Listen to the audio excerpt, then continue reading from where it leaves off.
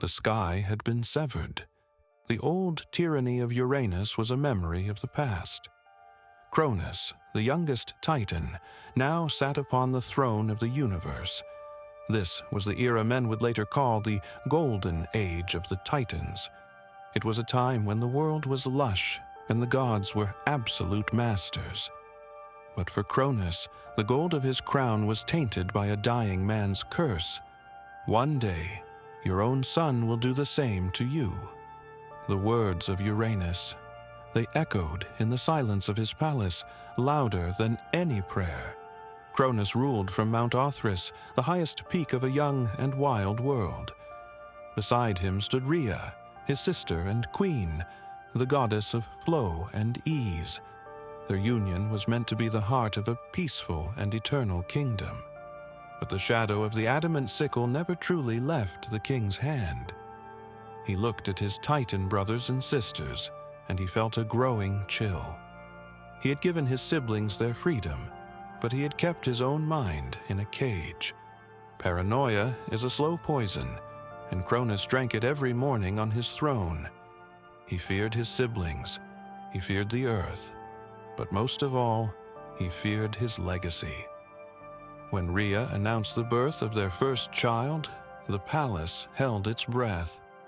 A daughter was born, Hestia, the spirit of the hearth and the first light. Rhea looked at the baby with a mother's hope, but Cronus saw only a threat. He remembered the prophecy. He remembered the blood on the soil of Gaia. Before the child could cry, Cronus reached out with his massive, cold hands. To the horror of Rhea, the king opened his mouth and swallowed the infant whole. The first Olympian was gone, trapped in the living darkness of her father's belly. Cronus felt a moment of relief. He thought he had outsmarted fate itself. But the hunger for security is a hunger that can never be fully satisfied. Time passed, and a second child was born, the golden-haired Demeter. Again, Rhea begged for mercy. Again, the king was deaf to her divine tears. Demeter followed her sister into the dark void within the king of the Titans. Then came Hera, the majestic and proud queen of the future, and Hades, the solemn child whose eyes already held the weight of shadows, and Poseidon, the boy whose presence felt like the pull of the rising tide. One by one, 5 gods were consumed by the man who should have protected them. Mount Othrys became a palace of silence, a place where joy went to die. Rhea wandered the valleys of the earth, her grief turning the rivers into salt. She looked to Gaia, her mother, for a way to stop this cycle of madness. Gaia, still mourning her own lost children, whispered a secret plan to Rhea. When the 6th child comes, do not show him to the king, show him to the mountains. Rhea felt the weight of the 6th child, a power greater than any before. This was Zeus, the bright spark that would eventually ignite the revolution. In the dead of night, Rhea fled to the island of Crete, hidden by the sea mist. She climbed the slopes of Mount Ida, reaching a secret and ancient cave. There, under the watchful eyes of the stars, Zeus was born into the cold air. He did not cry like a mortal. His first breath sounded like a distant thunder. Rhea kissed his brow and left him in the care of the spirits of the wild. But she could not return empty-handed. She had to face the king. She took a large stone from the riverbed and wrapped it in fine infant linen. She carried the heavy bundle back to Mount Othrys, her heart pounding like a drum. Cronus was waiting, his eyes dark with the usual hunger of his paranoia. "Give me the child," he commanded, his voice shaking the pillars of the hall. Rhea offered the swaddled stone, her face a mask of perfect and divine sorrow. Without even looking at the face of his son, Cronus grabbed the bundle. He swallowed the stone in a single, greedy gulp, thinking he had won. The king smiled, and for a moment, he believed the prophecy was finally dead. But deep in the heart of Crete, the true air was just beginning to breathe. Zeus was raised in the Idaean cave, a place of moss, stone, and magic.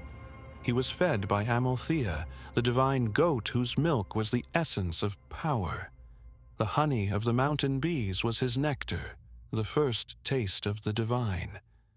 To hide his existence, Gaia sent the Curetes, the young warriors of the earth. They stood outside the cave, clashing their bronze shields in a rhythmic dance. The noise was a storm of metal, designed to drown out the cries of the baby god. Zeus grew with the speed of a wildfire, his body becoming a temple of strength. He learned the language of the winds and the secrets of the hidden springs. As he reached his full stature, his eyes began to glow with a bright white light. He was no longer a child. He was the king of the future, waiting for his time. Rhea visited him in secret, telling him of his siblings trapped in the dark. She told him of the hunger of Cronus and the cold halls of Mount Othrys. Zeus felt a righteous fury, a fire that could not be contained by any cave. But he knew he could not face the king of the Titans with strength alone. He sought out Metis, the wisest of the Oceanids, the goddess of clever thought. Metis looked at the young god and saw the destiny that Rhea had promised. She prepared a special potion, a mixture of herbs that would force the truth out. Zeus took the vial and prepared to return to the world of his father. He disguised himself as a cupbearer, a humble servant in the house of the Titans. He entered Mount Othrys, walking among the giants who did not know his face. Cronus was celebrating a feast of false peace, drinking from a golden chalice. Zeus stepped forward and offered the wine mixed with the potion of Metis. The king drank deeply, his mind clouded by centuries of arrogant rule. Suddenly, the king's face turned pale. A violent pressure arose in his chest. The stone he had swallowed years ago was the first thing to be forced out. It fell to the floor of the hall, a heavy witness to his many crimes. But the stone was only the beginning of the king's nightmare. One by one, the gods he had devoured were vomited back into the light. They were not infants. They had grown to their full divine power within him.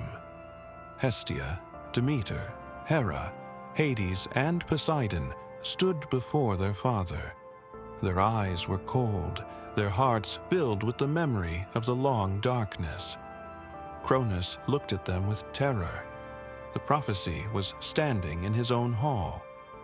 Zeus cast off his disguise, his lightning hair shining like 1,000 stars. The siblings looked at each other, a silent bond forming in the heat of the moment. They fled Mount Othrys before the Titan guards could realize what had happened. They gathered on the opposite peak, the high and marble-white Mount Olympus. This was the first time the Olympians stood together as a family of gods. But the Titans were many, and their power was still absolute in the world. Cronus called his brothers to war, his voice echoing through the roots of the world. The Golden Age was over. The era of the Great Divide had begun. The world was split between the old order and the new rebellion. We must understand the price of this revolution before it truly begins. For Rhea, it was a victory of the heart, but also the start of a bloody conflict. For Cronus, it was the realization that time is the one thing no god can control. The Titans were massive, their movements making the very mountains shift and groan. Atlas, the strongest of them all, stood at the head of the Titan armies. On the other side, the young Olympians looked down from their high summit. They had no weapons yet, no armor, only their heritage and their rage. Poseidon looked at the sea, wondering if the waves would answer his call. Hades looked at the earth, feeling the pull of the deep places he had known. Hera looked at the throne of her father, already planning her own queenship. Zeus stood at the edge of the cliff, his fingers twitching for a fire he didn't have. The first tremors of the Titanomachy were felt in the roots of every tree. The animals of the earth fled to the caves, sensing the coming storm of gods. This was not just a family quarrel, it was a war for the soul of existence. Would the world remain a place of dark hunger and stagnant rule? Or would it become a world of law, light, and complex consequences? Cronus looked at the stone on the floor, the omphalos, the navel of the world. He realized that his stomach was empty, but his palace was now full of enemies. The Golden Age had been a lie built on the bones of his own children. Next time, we witness the start of the greatest war in the history of myth. We will see Zeus descend to the deepest pits to find the weapons of victory. We will see the lightning forged and the trident raised for the first time. The Titanomachy is coming. The 10-year war that would break the cosmos. This is the Unabridged Epic. This is where the old gods learn to bleed. Thank you for following the thread of memory through the ages. The dawn of Olympus is near. We will see you in the next chapter.